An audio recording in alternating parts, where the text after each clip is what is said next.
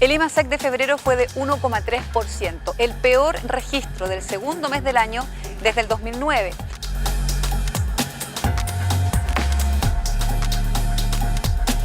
Mientras el gobierno llama a la tranquilidad y a no dramatizar, algunos expertos encienden las alarmas, pues dicen se acerca el fantasma de la recesión.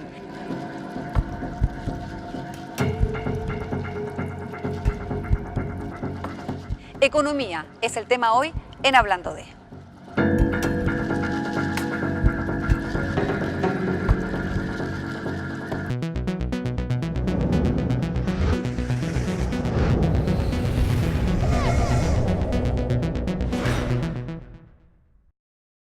Sobre la situación económica que estamos viviendo acá en nuestro país, estamos junto a los senadores Carlos Montes, presidente de la Comisión de Hacienda. Muchísimas gracias por acompañarnos. Muchas gracias por la invitación. Y también nos acompaña el senador José García Ruminot, también miembro de la Comisión de Hacienda. Muchas gracias.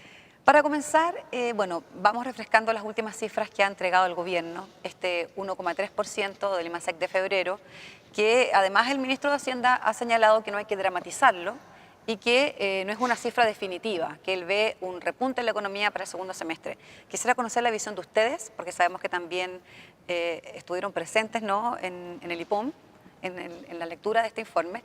¿Qué visión tienen de lo que está pasando actualmente y lo que podría pasar en los próximos meses, senadores?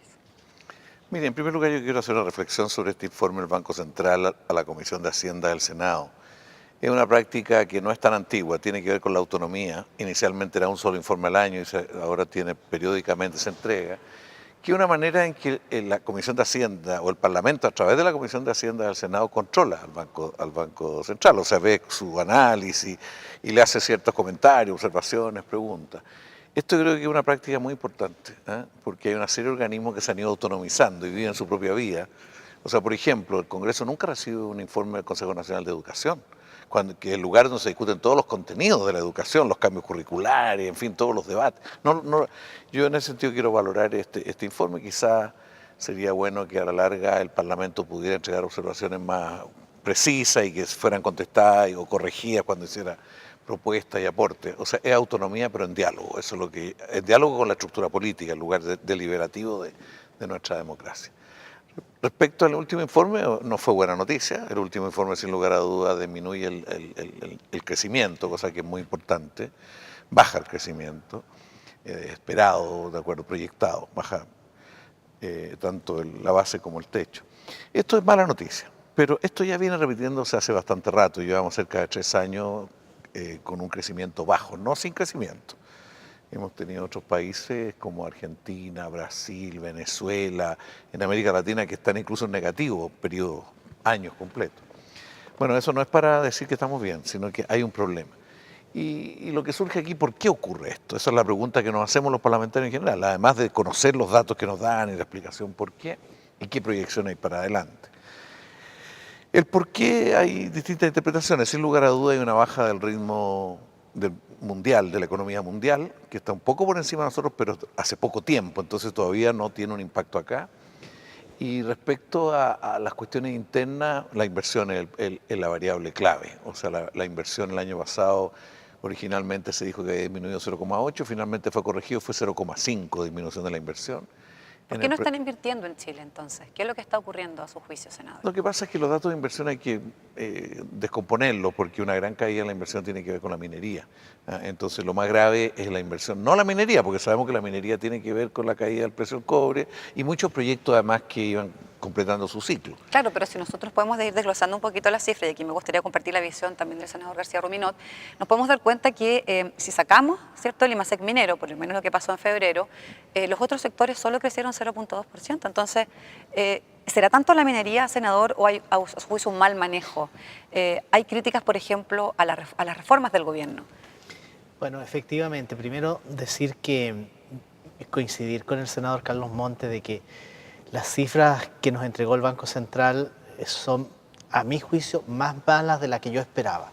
Yo esperaba que recortaran el nivel superior del rango de estimación de crecimiento para el presente año, que estaba en 1,5, 2,5. Ahora va a ser entre 1 y 2. Entonces yo pensé que el 2,5 lo iban a bajar a 2, íbamos a quedar entre 1,5 y 2,5. Sin embargo, lo que hicieron también es bajar el rango inferior entre 1 y 2. O sea, el Banco Central nos está diciendo que existe alguna probabilidad de que la economía crezca al 1% este año. Y el segundo balde de agua fría vino cuando el Banco Central nos entrega el IMASEC correspondiente a febrero, que también todos sabíamos que por el paro, la huelga prolongada en la escondida, iba a ser un IMASEC. Más de 40 IMASEC días. significa, claro, pero son 20 días de febrero aproximadamente, Sí, y como otros días de 20 días de marzo. El IMASEC, que es el índice mensual de actividad económica, que venía malo, pero la verdad es que venía bastante más malo, y entre otras razones porque si bien cae enormemente el producto minero, fruto de la paralización en escondida, las otras actividades económicas crecen solo 0,2%. Y yo quiero recordar las palabras durante todo el año pasado del ministro de Hacienda, en que siempre nos decía: estamos atravesando por una situación en que la minería está teniendo dificultades, el bajo precio del cobre, pero la buena noticia es que lo no minero está creciendo sobre el 2%. Y eso en febrero no ocurre. Lo no minero en febrero crece solo 0,2%. Lo más probable es que marzo también, el IMASEC, el índice de actividad mensual económica de marzo, también viene malo. Y ya todos señalan de que vamos a tener un crecimiento para el primer trimestre del 2017 cercano a 0. Entonces, eso indudablemente, ¿qué significa? Porque esto, claro, las cifras, en fin, pero se nos está deteriorando significativamente el mundo del trabajo, el mundo laboral. Los empleos que se crean son pocos y además son sin previsión social, porque en gran mayoría son empleos por cuenta propia. Son informales. Están disminuyendo enormemente los empleos asalariados. Entonces, la preocupación es grande, porque esto se traduce en que en lugar de que haya más bienestar, en lugar de que haya más posibilidades de empleo, en lugar de que las remuneraciones suban, que los empleos sean más estables, vamos en una dirección completamente contraria. Una de las cosas que se propuso, recuerdo yo hace un tiempo atrás en el debate que hubo en el Senado, era precisamente aumentar la inversión fiscal, precisamente porque así se podía construir más, estructuralmente hablando, a través, por ejemplo, de obras públicas, y eso también iba a permitir dar más trabajo y más productividad, al fin y al cabo. Su visión, senador Montes, yo sé que usted fue una de las personas que puso el tema en el debate, y con la proyección en el tiempo, ver lo que estamos recibiendo ahora como cifras económicas. Yo antes de eso quiero decir que a nosotros, a mí en particular, nos preocupa que llevamos 3 años con un crecimiento bajo, ¿eh? Y creo que lo responsable, nosotros que somos políticos, además de comentarlo, es ver qué ocurre, por qué esto y qué podemos hacer. Y hay dos interpretaciones que son un poco distintas. Una que dice todo lo explica la reforma y esto no tiene lo que está paralizado. Y otro que decimos, mire, aquí hay cosas más específicas. Ahora, el y ministro de tenemos que ver Hacienda, cómo el ministro de actuamos Hacienda no respecto a niega ello. que las reformas hayan influenciado en estos malos resultados económicos. No O lo sea, niega. es que nadie podría decir que no tiene algún efecto. El problema, ¿cuál es el efecto que tiene? Aquí, sin lugar a dudas, esto está ocurriendo en todos los países con o sin reforma. ¿Ah? O sea, eso no Sí, quiere decir que acá no había pero Chile está proyectado como el país que menos va a crecer en toda América Latina en 2017. No, yo no tengo esa percepción, porque los datos que yo manejo respecto a Venezuela, a Argentina y a Brasil no es lo que yo conozco, al menos. Argentina empezaría a recuperarse. A recuperarse, pero Sí, todavía, hay de algunos todas países maneras, que sigue están creciendo menos recuperándose. que nosotros. No sé Brasil en realidad. No, Brasil estaba en negativo. Ahora, bueno, puede subir porque Negativo estaba en respecto. 2016 de todas maneras, pero no sé el 2017. Entonces, lo importante es qué hacemos, explicarnos esto y qué hacemos. Yo creo que aquí hay cuestiones de distinto tipo, cuestiones más estructurales, que se acabó una forma de crecer, que era en torno a la minería, los recursos naturales, la exportación, lo que no significa que no van a seguir siendo un factor importante en nuestra economía, pero no van a jugar el rol anterior. Y por otro lado, creo que aquí hay factores circunstanciales, lo de la construcción, o sea, aquí se generó un mercado ficticio porque se dijo, por este cambio en el IVA, por el impuesto, que no es que haya un nuevo impuesto, sino que se cambia la manera de cobrarlo, eso va a subir el valor de la vivienda, cosa que es muy discutible. Bueno, eso generó muchas demandas sobre vivienda en los periodos anteriores, que ahora están terminando esas viviendas, creo que en estos primeros 3-4 meses, y por lo tanto eso afecta el índice también. Pero yo no quiero quedarme en eso.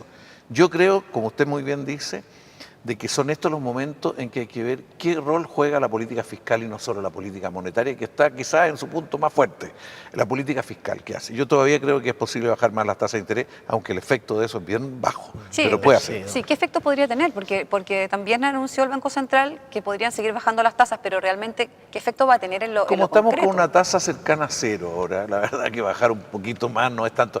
Por eso yo creo que aquí hay un rol de la política fiscal y que tiene que ver con la inversión.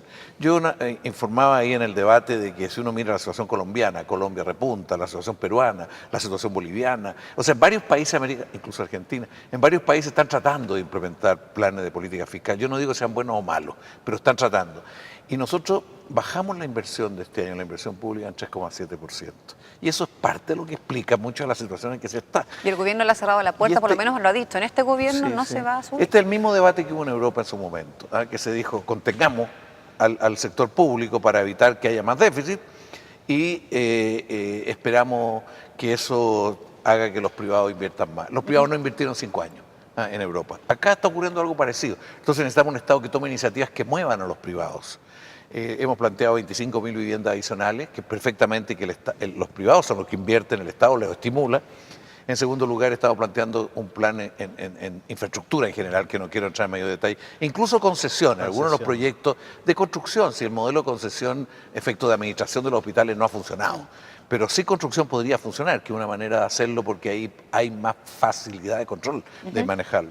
Entonces, yo lo que pienso es que hay que focalizar mucho el diálogo hoy día, cómo crecemos más este año. Lo peor que podríamos, Pepe, es que a mitad de año terminemos con estos programas de empleo chiquititos, que los municipios acá, cuando tenemos condiciones en la economía, calidad de proyectos. Yo estuve viendo ahora unos proyectos de mantención de puentes ferrocarriles, que están muy elaborados, muy hechos. Esas cosas hay que hacerlas con fondos, obviamente que tiene que ver con fondos de una sola vez, no de gasto corriente. Claro, O sea, bueno, para el no ministro de provocar Hacienda ha problemas. sido el que ha dicho que en este gobierno al menos no se va a invertir más en la política fiscal.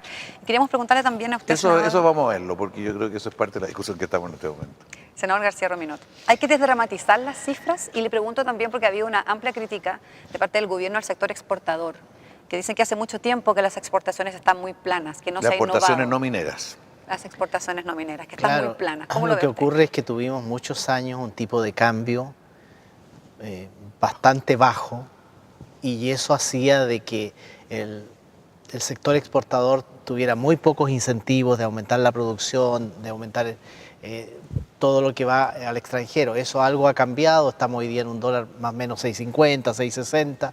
Esperamos que eso sea un estímulo para que el sector exportador pueda producir más y generar más mano de obra. Pero me quiero referir a la política fiscal, porque yo soy de los que cree, y en esto tenemos una diferencia de fondo con el senador Monte, porque efectivamente él es partidario de sobre todo no más gasto fiscal, pero sí más inversión pública. El problema es cómo la financiamos. Si el tema es que para financiar el presupuesto del año 2017 nos estamos endeudando en 11.500 millones de dólares. Ese es el argumento que da el ministro de Hacienda, que podemos endeudarnos para aumentar el gasto fiscal, pero ¿de dónde después podemos sacar la plata para poder Entonces, pagar la deuda? uno dice, bueno, ¿nos podemos seguir endeudando? Hemos doblado prácticamente nuestra situación de deuda neta. Teníamos 10% de la deuda sobre el Producto Interno Bruto, ya vamos en el 20%. Yo sé que los técnicos, los especialistas dicen que todavía es una deuda relativamente pequeña comparado con otros países del mundo. Pero yo creo que hay que ser súper cauteloso respecto de lo que financiamos con deuda, porque las cifras, primero porque vamos a seguir con déficit fiscal 2018, 2019, 2020, el gobierno que venga va a tener probablemente por los próximos 4 años un déficit fiscal muy importante, del orden de los 10.000 millones de dólares, fácilmente. Pese a que va a recibir el país en mejores condiciones económicas de las que estamos por lo menos en el mes de marzo, por las proyecciones que ha hecho el Banco Central. Pero ya veremos en realidad bajo qué condiciones se va a recibir el país, pero yo lo digo categóricamente desde el punto de vista fiscal, la situación va a ser muy, muy difícil, porque además las campañas presidenciales significa de que las expectativas de la gente respecto de la solución de sus problemas crecen.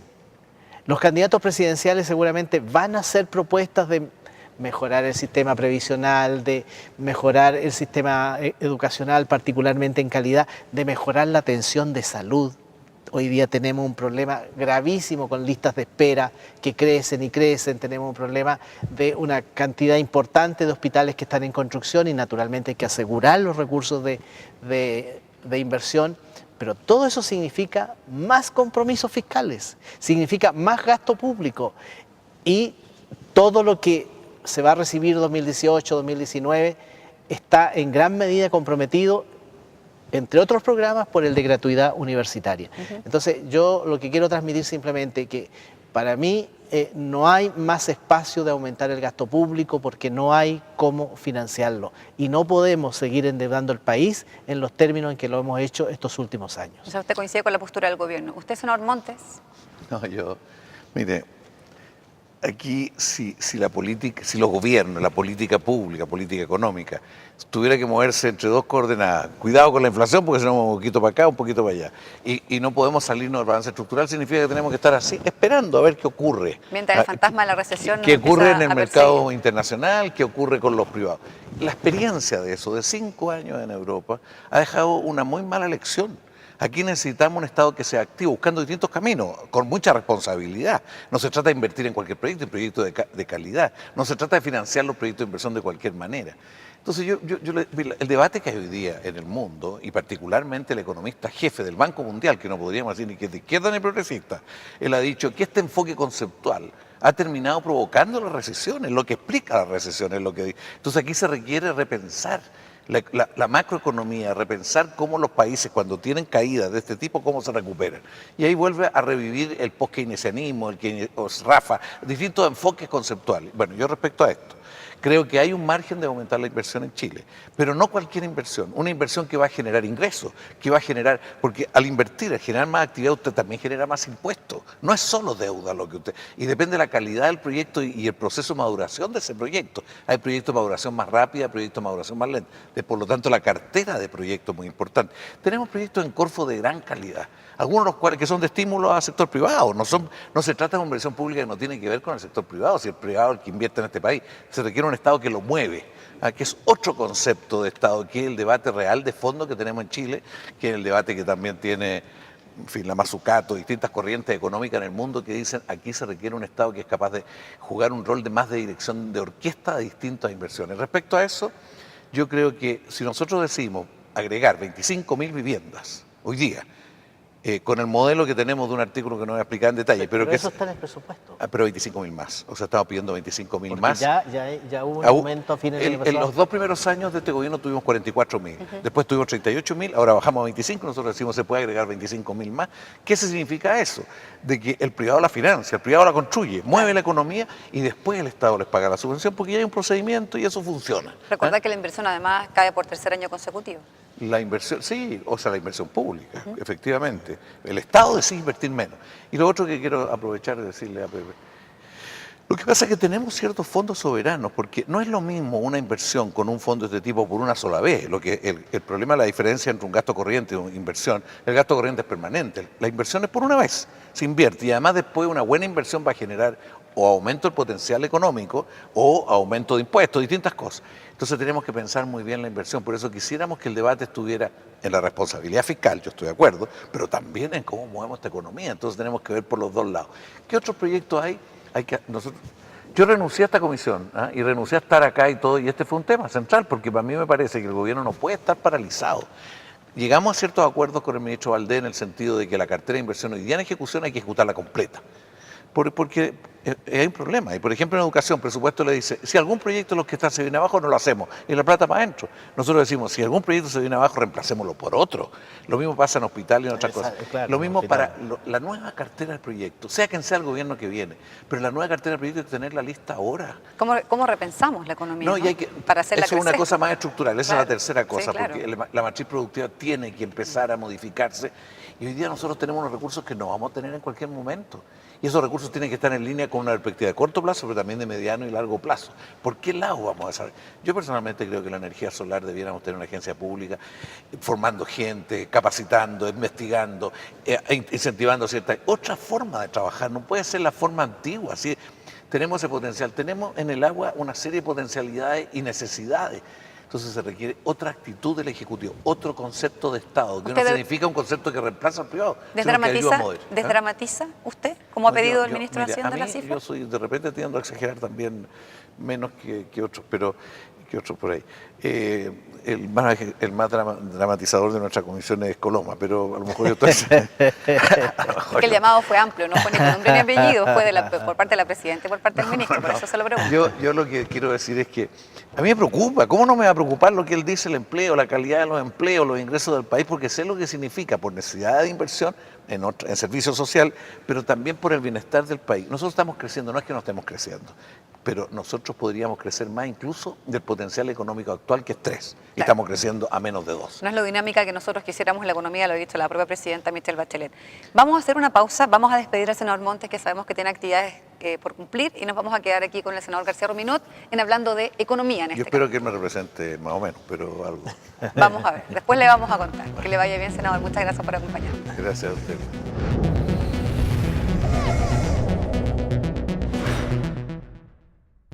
A nosotros, a mí en particular, nos preocupa que llevamos 3 años con un crecimiento bajo, ¿eh? Y creo que lo responsable, nosotros que somos políticos, además de comentarlo, es ver qué ocurre, por qué esto y qué podemos hacer. El IMASEC, que es el índice mensual de actividad económica, que venía malo, pero la verdad es que venía bastante más malo, y entre otras razones porque si bien cae enormemente el producto minero, fruto de la paralización en Escondida, las otras actividades económicas crecen solo 0,2%.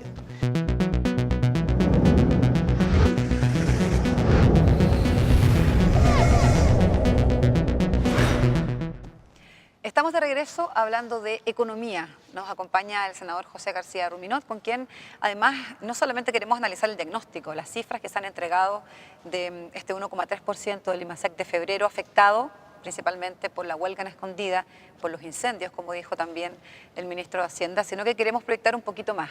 Y quisiera ver la visión que tiene usted como senador respecto a algunos proyectos que están en carpeta. Por ejemplo, este proyecto donde se va a rebajar a 40 horas semanales, que se declaró admisible en la Cámara de Diputados. ¿Cree usted que esto va a lograr bajar o subir la productividad? Porque ahí está el debate. Si con menos horas trabajadas vamos a ser más productivos, o si en la realidad chilena y en las condiciones laborales que hay en nuestro país y en el momento económico que estamos viviendo, es atingente o no aprobar el proyecto. 2 comentarios sobre el proyecto que reduce a 40 horas la jornada laboral. Lo primero es que yo comparto completa y absolutamente la determinación que había tomado la mesa de la Cámara de Diputados en el sentido de declarar de que el proyecto es inadmisible. ¿Qué significa eso? Nuestra Constitución política, hay determinadas materias que por su importancia, por su trascendencia y por los efectos económicos que tiene, quedan radicados solo en el Poder Ejecutivo, solo en este caso en la Presidenta de la República. Un grupo de diputados presenta este proyecto. Creo que la mesa de la Cámara hizo bien en declararlo inadmisible, pero respecto de esa inadmisibilidad, los parlamentarios pueden reclamar. ¿Y qué hicieron? Reclamaron y votaron en la sala. Y saltándose todas las normas constitucionales, todas, lo declaran admisible. Entonces, ¿le gusta el proyecto? ¿Usted ha tenido la posibilidad lo que pasa de es que interiorizarse un poco yo más? creo que uno siempre esas materias debe analizarlas, convocar a los académicos, convocar a los economistas, tener opiniones. Pero usted como senador, que usted participa en la votación de las leyes, ¿qué le parece aprobar un proyecto, al margen de que no sepa las particularidades de él, donde reduzcamos la jornada laboral y midamos cómo somos productivos los chilenos si podemos reducirla? Porque una de las cosas también que sin duda se necesita en este país es una mejor calidad de vida.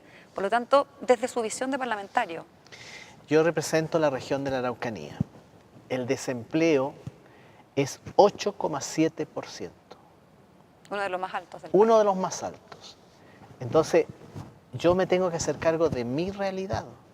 Naturalmente, mirando también el contexto del país. Entonces, cuando yo veo miles de jóvenes con títulos universitarios, con formación profesional, con formación técnica, que deambulan buscando trabajo y no lo encuentran, yo siento que la prioridad no es reducir la jornada laboral. La prioridad es tener y crear nuevas fuentes de trabajo. La prioridad no es aumentar los costos laborales, porque cuanto más aumento los costos laborales, más se reduce la capacidad de crear puestos de trabajo. ¿Usted cree que podemos ser más productivos en menos horas de trabajo? Porque según la Creo que OCDE sí. somos uno de los países donde trabajamos más horas en el mundo, además. Creo que sí, pero eso también depende de tantas otras cosas. Yo estoy seguro que seríamos mucho más productivos si el tiempo que ocupamos en trasladarnos de nuestras casas al trabajo y del trabajo a nuestras casas se redujera significativamente, sustantivamente. Hoy día, acá en la región metropolitana hay personas que viajan 2 horas, 2 horas y media para ir y para volver. Y también en mi región de la Araucanía, o sea, ya cada vez más distancia, las viviendas se construyen más lejos, más distantes de donde están las fuentes laborales y por lo tanto la gente tiene que viajar 1 hora.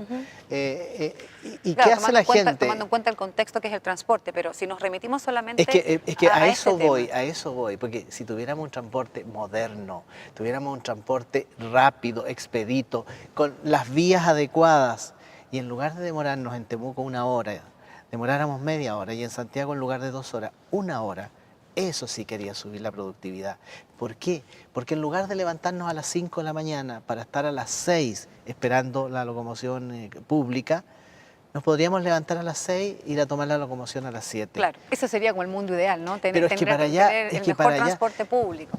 Pero ¿cuánto estamos estamos hablando de gastando? la cantidad de horas que vamos al trabajo. Dejemos de lado el contexto de transporte y vámonos a ver cuántas horas deberíamos pasar los chilenos en un trabajo formal. Porque usted lo dijo también, hay mucho empleo informal que no se está contabilizando tampoco.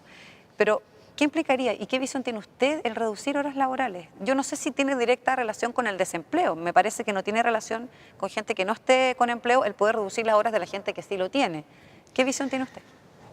El ministro de Hacienda lo explicó bastante bien en estos días en el siguiente sentido. Dijo, si van a reducir de 40 a 44 horas, hay que reducir las rentas, el equivalente.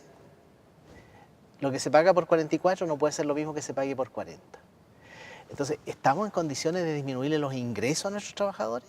No, porque uno de los problemas que tenemos es ¿Y de por ingreso. obligación se debería reducir el ingreso? Lo que pasa es que si uno no hace eso, sube el costo laboral y sube en un 10%.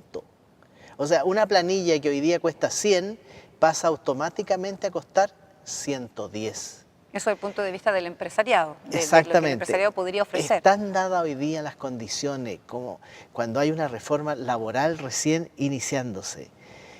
Cuando vamos a tener que asumir, ya se ha dicho, una mayor cotización previsional que va a ser de cargo de los empleadores, que se estima, yo no estoy seguro si las cifras están bien calculadas o no, pero que se dice que va a ser de 5 puntos Sí, en un 5%. plazo de, unos dicen 10 años, otros dicen en un plazo de 6 años, pero no hay duda, el costo laboral va a subir en ese 5% en un plazo determinado de tiempo para hacernos cargo de la mayor cotización que se requiere para tener mejores Si bien pensiones. entiendo, usted cree que no está el Entonces, horno para bollos, para poder eso es lo reducir que la yo jornada. creo, exactamente. Yo digo que es la oportunidad, si tuviéramos pleno empleo, si las cifras de desempleo fueran más bajas, si las expectativas respecto del empleo fueran mejores, el Banco Central el lunes pasado le dedicó mucho tiempo a advertirnos lo que está ocurriendo en el mercado laboral, a advertirnos cómo se están deteriorando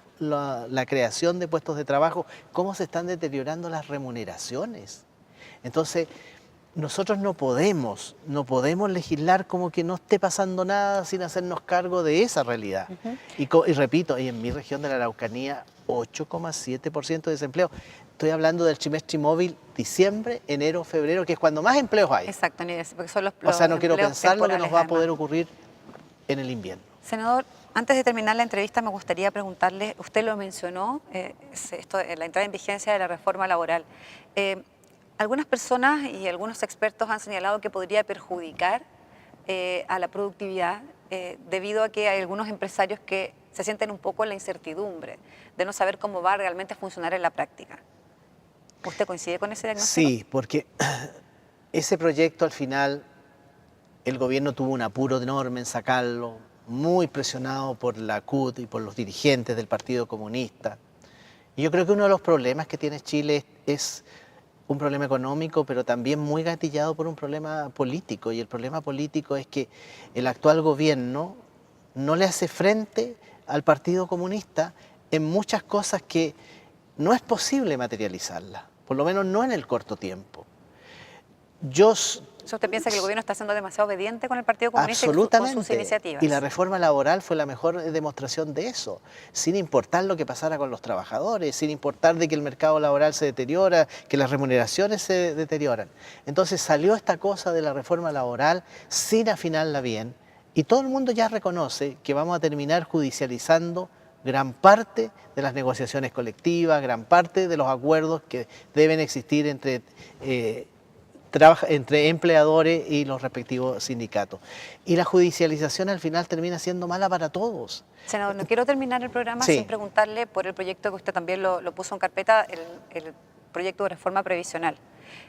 Hay una discusión del interior de la nueva mayoría y el propio ministro de Hacienda lo ha dicho en los últimos días, de que para qué vamos a pelearnos entre todos, si nos vamos a pelear entre todos, ¿para qué vamos a sacar un proyecto así? Un proyecto que usted mismo ha dicho que es necesario para el país. Sí, yo lamento que el gobierno, en una materia tan importante, tan trascendente para millones de chilenos, los actuales pensionados y los futuros pensionados por los próximos 50 años probablemente, no logre tener un acuerdo entre ellos. Porque además quiero recordar que ellos tienen gran mayoría en la Cámara de Diputados y también gran mayoría en el Senado. Pero además de eso, del desorden interno en el gobierno y en la coalición gobernante, entre paréntesis, creo que lo que ocurrió entre el ministro del Interior y el ministro de Hacienda respecto del proyecto que disminuye de 44 a 40 horas, patético. Patético, el ministro del Interior sale a defender el proyecto, el ministro de Hacienda dice que no está de acuerdo con el proyecto. Entonces, por favor, eso es desgobierno. Bueno, pero vuelvo, el ministro del Trabajo también, pero bueno, no nos detengamos en eso. Vuelvo al proyecto de reforma previsional. Yo creo que ese esfuerzo país hay que hacerlo. Y esos costos hay que asumirlos. Porque no puede ser que millones de pensionados, después de haber trabajado toda una vida, con cotizaciones efectivas, sin lagunas previsionales, su pensión sea de 120, 130, 150, 200 mil pesos, 250 mil pesos. Los profesores con unas pensiones pero paupérrimas. Entonces, eso hay que arreglarlo y cuanto más pronto lo arreglemos, mucho mejor porque es de total, completa y absoluta justicia. Pero no solo arreglarlo para los actuales pensionados, sino también para los futuros pensionados. Eso va a significar que el costo de mano de obra va a subir, tanto como suba la cotización adicional que vamos a tener que agregar. Asumamos eso, asumámoslo como país, pongámonos de acuerdo en eso, hagamos una gran reforma previsional que sea integral, que nos incorpore a todos y solucionemos un problema de fondo. Yo creo que seguir parchando por aquí, parchando por allá, intentando un avance por aquí pequeño, otro avance por allá pequeñito, no resuelve las cosas. Senador, Chile necesita una gran reforma previsional. Agradezco su participación en este capítulo. Recordar también que además es un tema que los propios ciudadanos han puesto en el debate, que no estaba incluido en el programa de gobierno de Michelle Bachelet sobre el tema de la reforma previsional. Muchísimas gracias. Espero que nos acompañe también en otro capítulo. Por supuesto. Y a ustedes, por supuesto, también los invitamos otro viernes para que estén con nosotros aquí en Hablando de en TV Senado. Que estén bien.